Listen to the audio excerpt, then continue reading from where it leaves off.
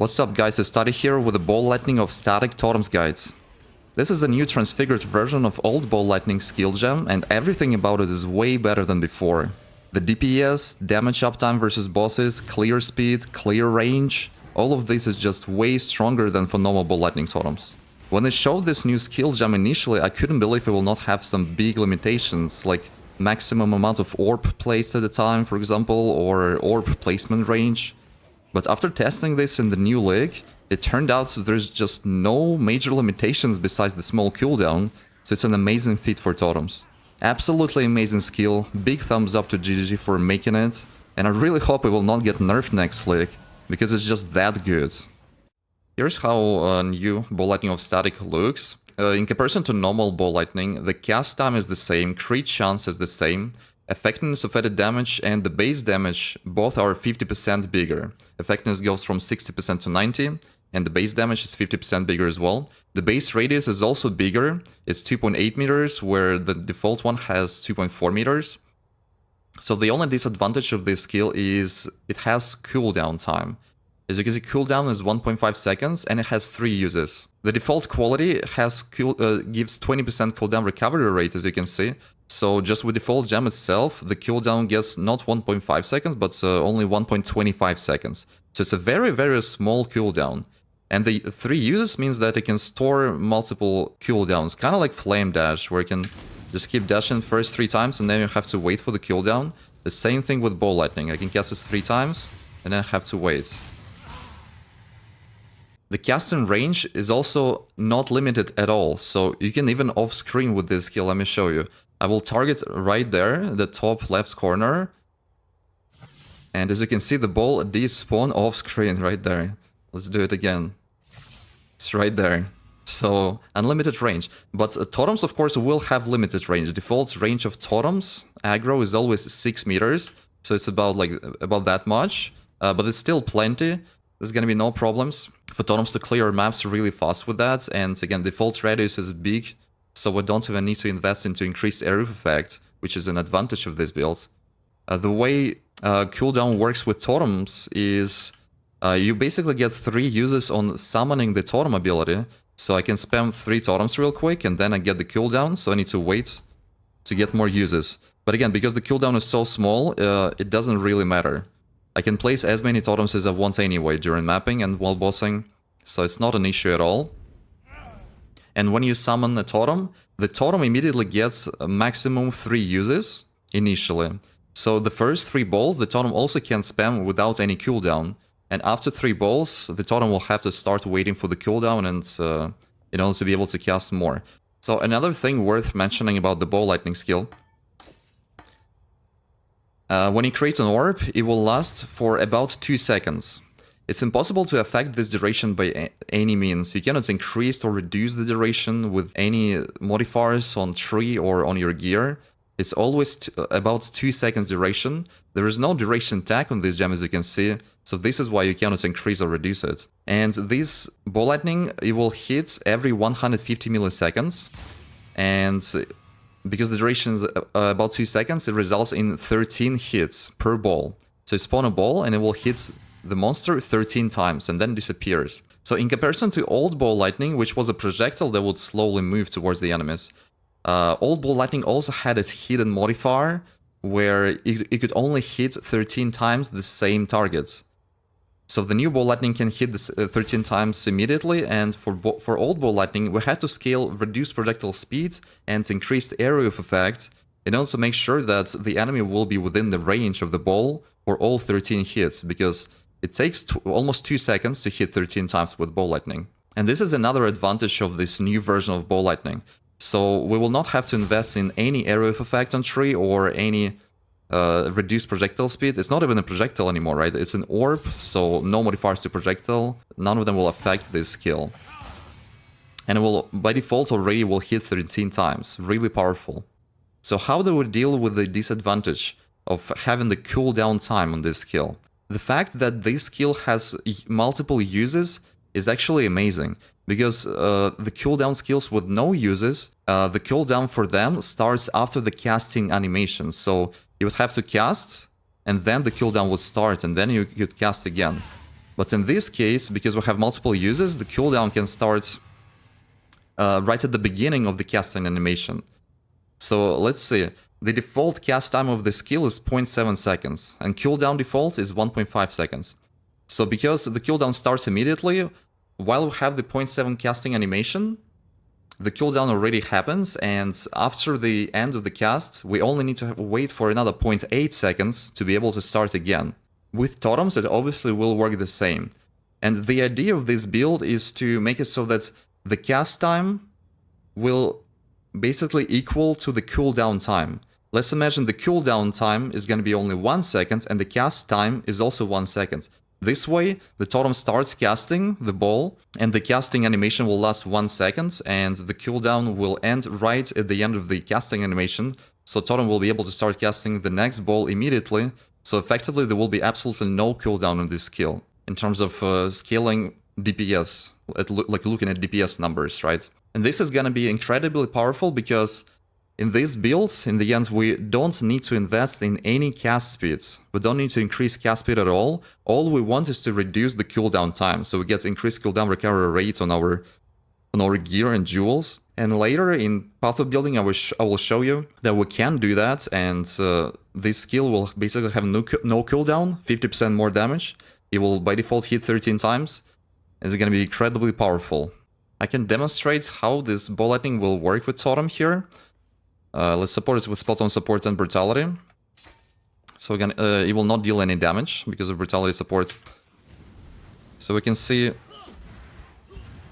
I place the totem, it does the casting animation, basically non-stop. I still don't have enough cooldown recovery investment, so it gets slowed down at some point. But I didn't get any cooldown recovery on my gear yet, so this is default 1.25 cooldown time after we get the 20% quality on the gem. And it already feels incredibly powerful, so we can definitely league start that. Like, we don't have to have the cooldown recovery gear ready to go. We can just league start and go with what we have. So let's switch to path of building. I'll explain everything in numbers. So here's the skill tree. Again, the idea is to make it so that the cooldown time of the ball lightning skill is going to be equal to the cast time, or maybe only slightly higher than the cooldown, than the cast time. In path of building, we still don't have the new versions of gems, so I have to use the default ball lightning gem here. But I made a note here, so it should be a ball lightning of static gem. As we can see, the default, the cast time of ball lightning totems is 0.69 seconds. We have 69% increased cast speed, and like I said, we don't need to invest anything into increasing cast speed, but this cast speed we get by default from just like travel nodes and arcane surge. Most of the cast speed comes from arcane surge, 42%. We need to have arcane surge because it also provides 42% more spell damage from Hierophant Ascendancy. So yeah, we get cast speed from here, we get 12% cast speed from frenzy charges, and 5% cast speed nodes from it's just traveling nodes here. They also give some other good things like damage. Here, Retribution, Arcanist Dominion, and Lightning Walker. So in order to calculate the proper DPS for ball lightning of static in PoB, I made some custom modifiers here. Like I said, the cast time is limited to cooldown time on this skill, because Totem will not be able to cast balls more frequently than the cooldown of this skill.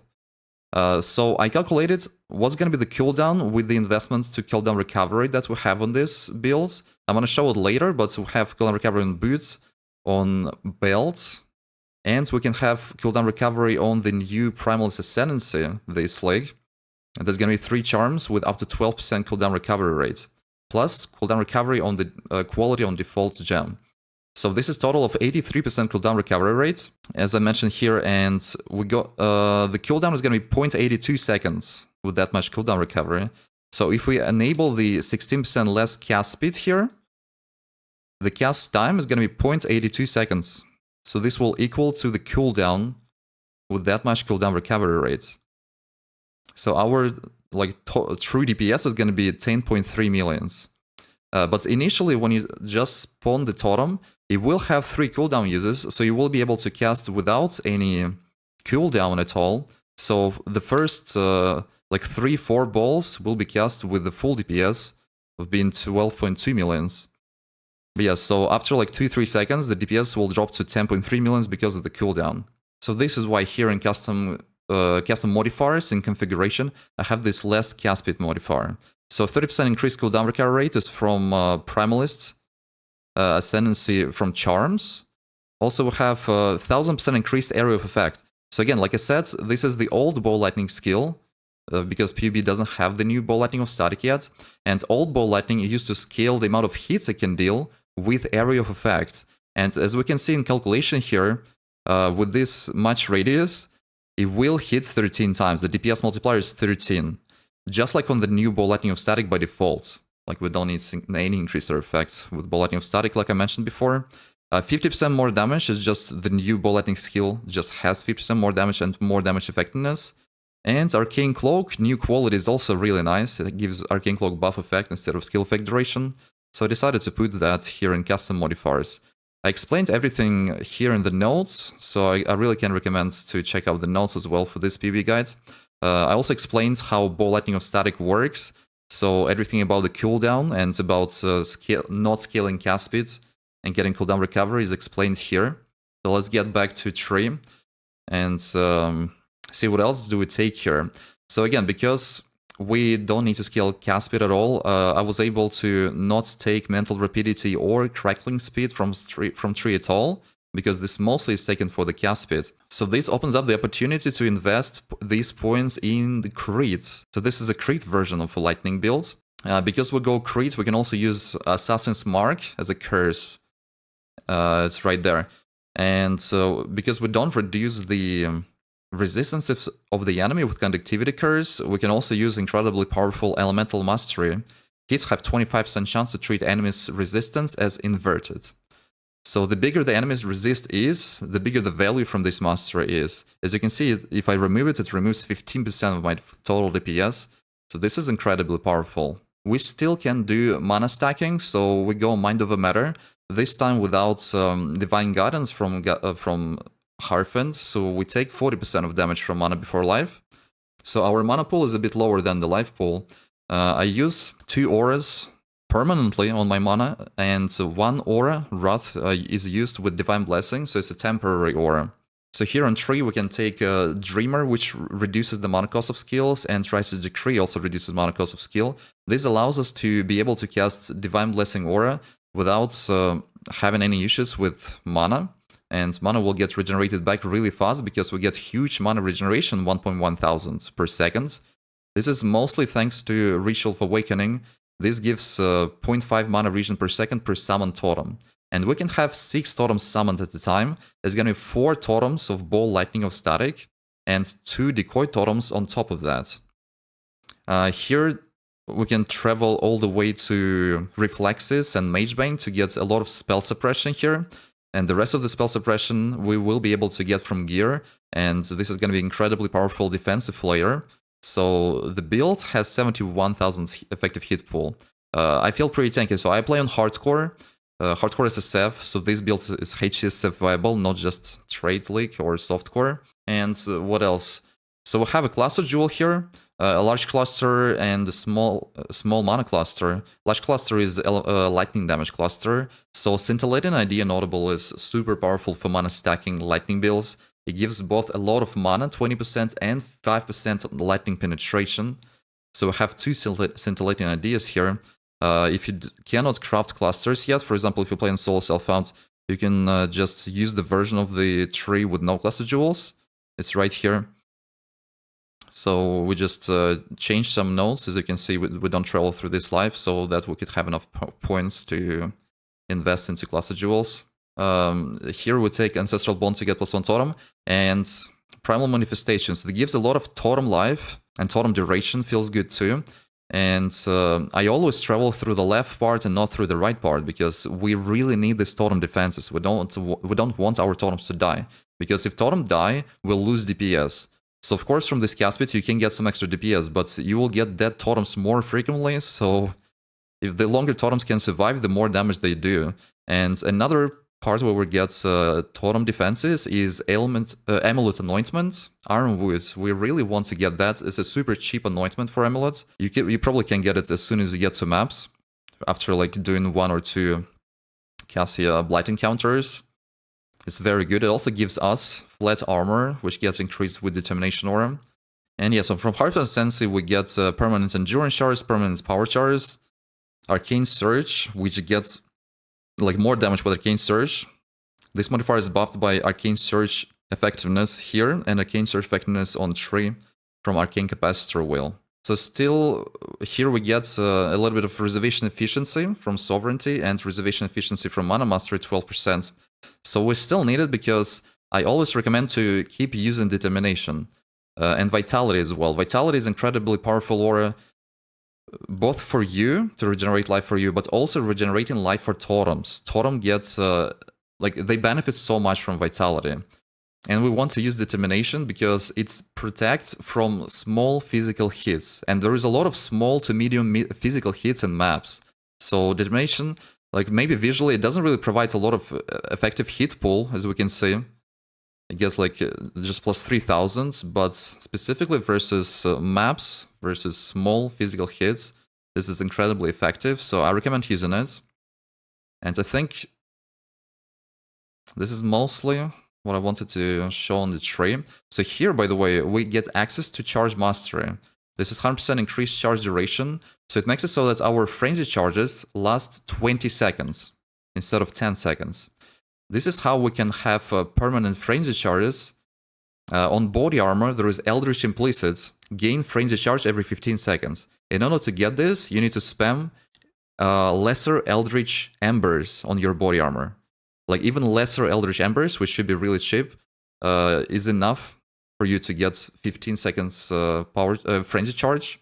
And because the last 20 seconds, after just 45 seconds, you will have all 3 frenzy charges permanently active on you. So this is why we have frenzy charges in configuration. And of course, here we take Lightning Mastery. It increases the shock effect based on increased maximum mana. And because we stack mana on this build, we get a lot of shock effectiveness. So the shocks are going to be big on this build, especially because it's a crit build as well, not elemental overloads. The shocks get even bigger. That's all about the tree. Let's move on to skill gems. So here you can see endgame setup that we want to have in our gear, and the leveling setup. The leveling we're gonna overview a little bit later in the video. So here's Ball Lightning of Static Totems. Again, really important to have specifically Ball Lightning of Static and not normal Ball Lightning. We use Ball Lightning Spell Totem, Lightning Penetration, Crit Chance, Crit Multi Support, and Cruelty Support.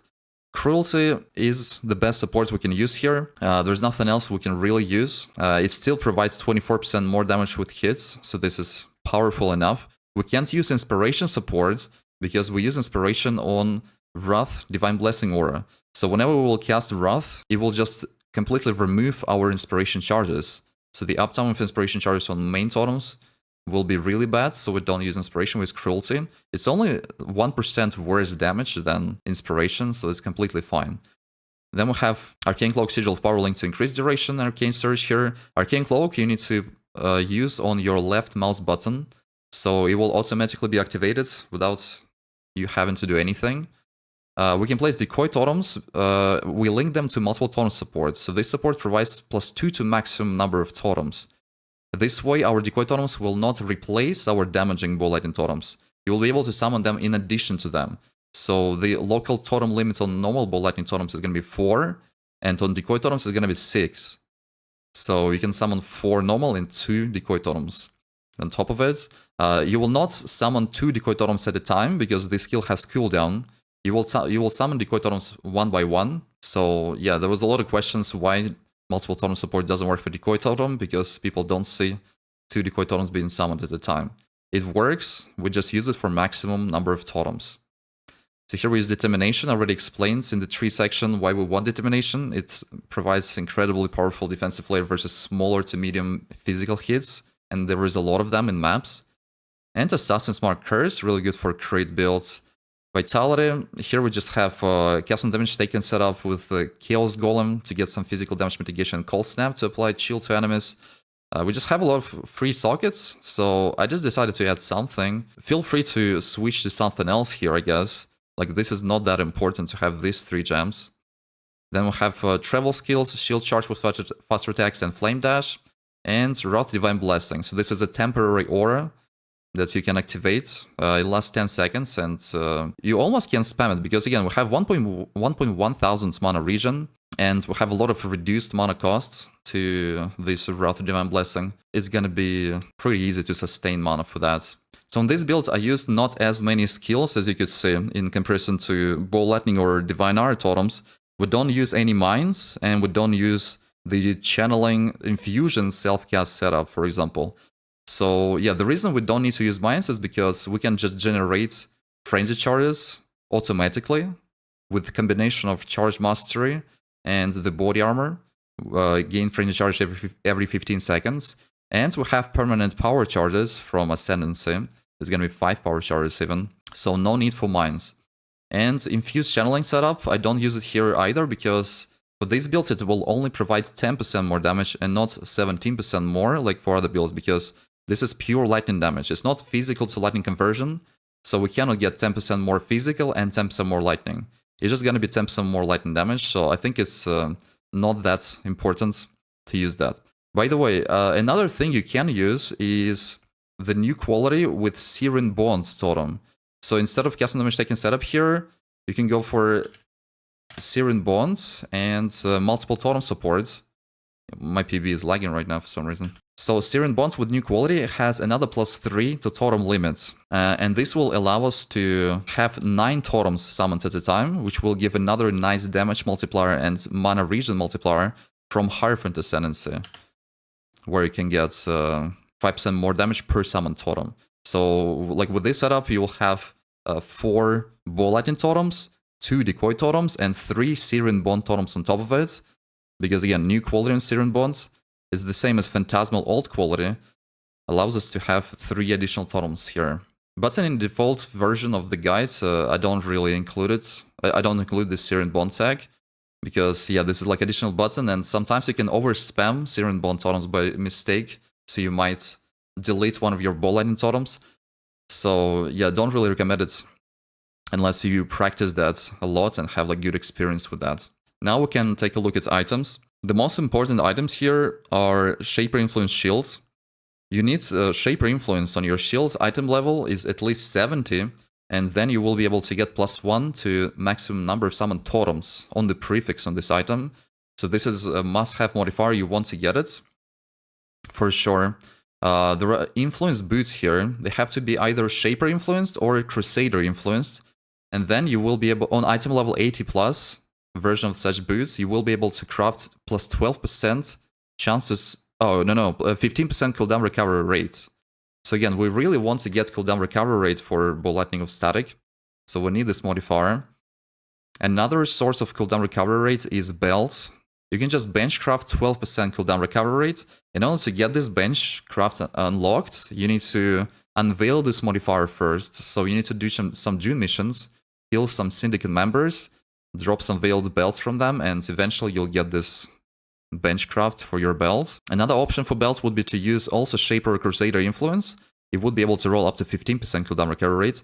But like I said, I think it's just easier to bench craft the cooldown recovery rate, so we don't really need to hunt Shaper or Crusader influence on belt. And the other sources of cooldown recovery rates is Primalist Ascendancy. So this 3.23 League mechanic has additional ascendancies, and you can have charm slots, so each charm can have up to 12% cooldown recovery rate. So this is like a #1 top tier modifier we want to get in our charms. And yeah, the rest of the gear, we want to get some crit chance on weapon, mana, you can get a lot of mana on weapon. Helmet is just life, mana suppression, body armor, life, mana suppression. You can benchcraft physical taken as elemental damage, as you can see 6% physical taken as fire and as lightning. This is one modifier, it's just a hybrid, so it has 2 lines. And again, you can benchcraft it, but first you need to unveil this modifier from syndicates, so you need to farm June missions. This is a Gravicius craft, so you need to kill specifically Gravicius, not any syndicate member. Only Gravicius can get it, can give it. And again, really important stats on body armor. Gain a frenzy charge every 15 seconds. As you can see, it's a red here. So in order to get this stat, you need to use Lesser Eldritch Embers. On this body armor, you spam it until you get this stat. On average, you have to spam around 50 embers in order to get that, but sometimes you can get lucky and you get it in less than 10 embers. So on glass we have life, mana, suppression. Again, implicit here is with Eldritch Chakras and embers, chance to nerf enemies. This is 10% more damage, and lightning exposure, a little bit of penetration for our builds. On amulets, we have life, +1 to lightning skills, +1 to all skills, of course, also will work. Crit multi is incredibly powerful because it's a crit build. Again, we don't need any cast speed at all on amulet or on our rings. So on ring, I have a little bit of increased damage here, life, mana, and stats, strength, dex. On belt as well, life, mana, resistances, armor, and it's important to have cooldown recovery rates. Yeah, just jewel, life, mana, resist. So cluster jewels, again, the large mana cluster, scintillating ID is the modifier we want.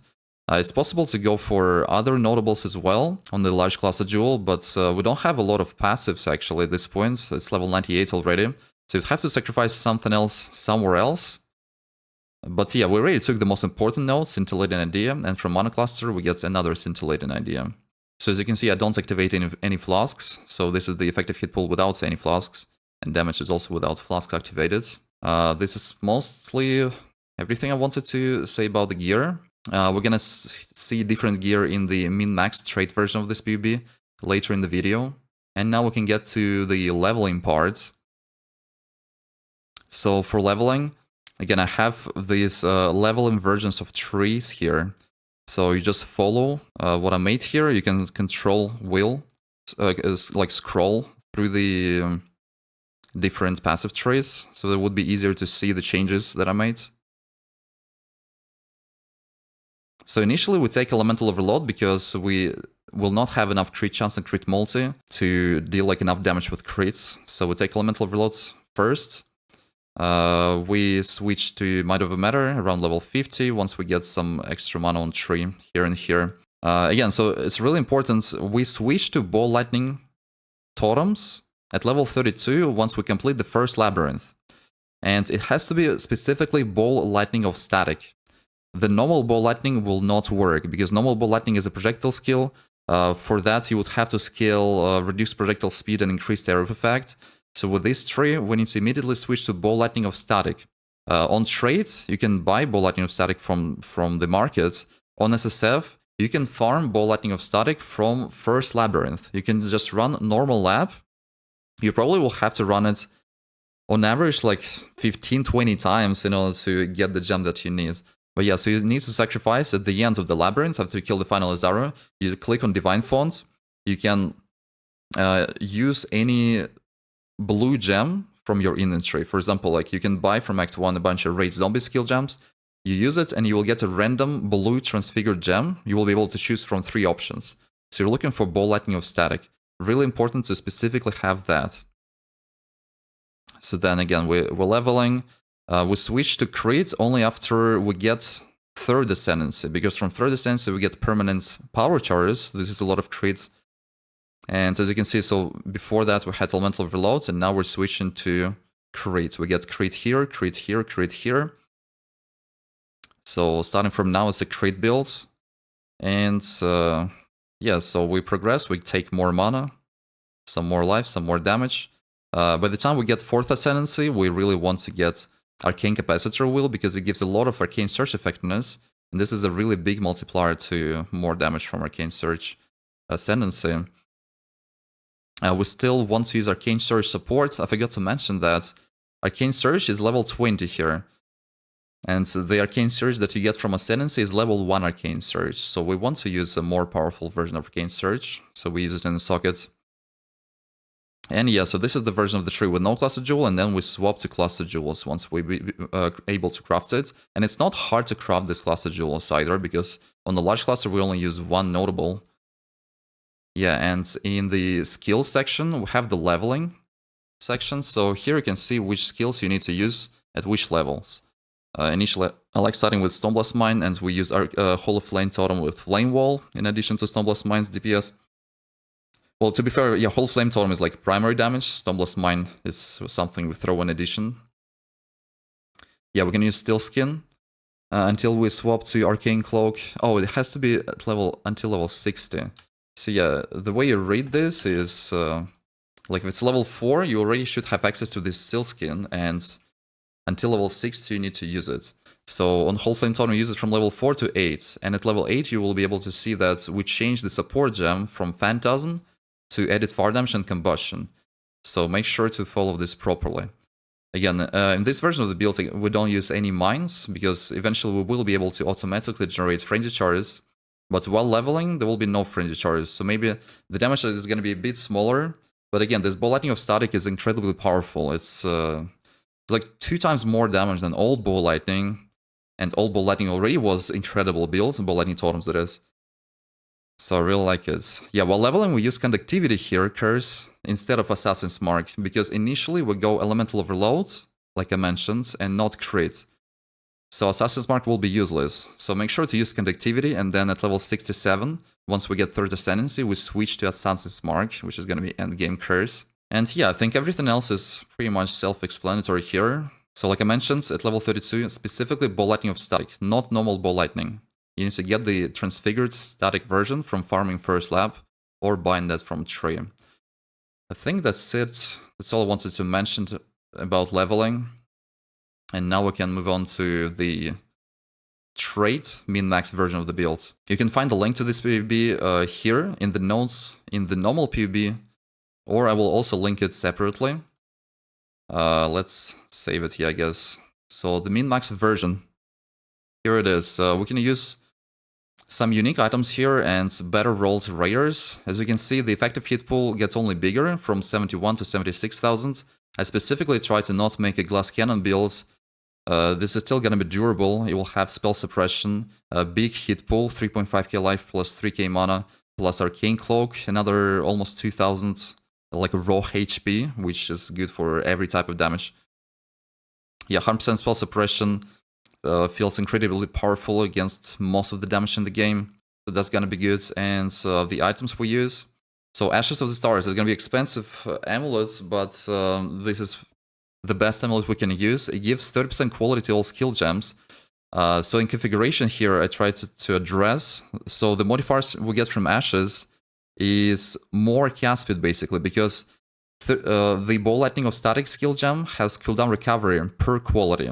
So 30% quality from Ashes gives 30% cooldown recovery rate, which effectively reduces the cooldown from 0.82 seconds, like we have a normal version of the build, to 0.7 seconds. So this is why I have more cast speed multiplier here. This is what we get from Ashes of Star. If you want to try to use some different amulets in this PoB, you have to remove these modifiers first. Yeah, another like good modifier, good quality we get is on Arcane Cloak. It has buff effectiveness. This gives both damage and defense, so that's really good. But like I said, I think Ashes of Star, besides damage, it will give a lot of other good things too. Like for example, Decoy Totem quality is gonna be another 30% more life to Decoy Totem. This is also like really, really good. Algar Mortis Glove, again, I use it in every single lightning damage build. They're really good because the second to last line here, enemies in your chilling areas take increased lightning damage. And also you'll be able to sap enemies in chilling areas. So the way we get chilling area on enemy is we cast, where is it? We cast Arcanist Brand with faster casting linked to Creep and Frost. So we just attach a brand to the enemy, it automatically will start spamming Creep and Frost, and Creep and Frost creates this chill ground that will follow the enemy around as well. So the uptime of chill ground is going to be really good. It's going to be pretty easy to spam that. Then we have Mark of the Shaper. This is just a ring that has a lot of damage. This is like flat lightning damage to spells here, and 90% plus spell damage if your other ring is Elder item. So again, the second ring needs to have Elder Influence. Has to be Elder Influenced. You don't need any specific modifiers from Elder Influence. Just make sure it has Elder Influence. And then you will get this almost 100% increased damage from Mark of the Shaper. Super powerful. Again, this is a crit build, so we can use Bottle Faith. This is going to be a really good flask. We can use well mapping. And Watcher's Eye, so we use a Wrath Aura with Divine Blessing. So we will have it most of the time. There are some really incredibly powerful modifiers for Wrath Aura and Watcher's Eye. 50% increased lightning damage or damage penetration is really good here. And again, so the same really important items is boots. They should be Shaper or Crusader influence. It doesn't matter. Could be just Shaper or just Crusader. And you will be able to get up to 15% cooldown recovery rate. The elevated version of this modifier is 20% cooldown recovery rate, so it's going to be even better. We still want to have cooldown recovery rates on belts. This is really important. And of course, Shaper Shield. It has +1 to maximum number of summon totem, so it's +1 totem. And on energy shield basis or hybrid energy shield basis, we also can get crit chance for spells. That's very nice. It gives us a really high crit chance in the end. So this slightly min-maxed version of the tree is going to be even better DPS and even better effective hit pool. In this build, we don't have to press too many buttons. So we don't need to use mines. We don't need to use self-cast channeling setup for infusion buff. So even the bossing rotation consists only like 5 points. So we just place Lightning Totems, we place Decoy Totems, we cast Assassin Mark, and we place Sigil of Power and buff it with Wrath Aura. So really straightforward. We also have Arcane Cloak, but it's semi-automated. We put it on left mouse button, so we don't need to really like actively press this button. It will feel really smooth. Again, at the end of the video, I wanted to remind you that most of the information I was talking about on the video, and it's even more than that actually, you can find in the PoB, in the notes section. There's a lot of stuff here, and if I forgot to mention something, there probably will be more explanation here.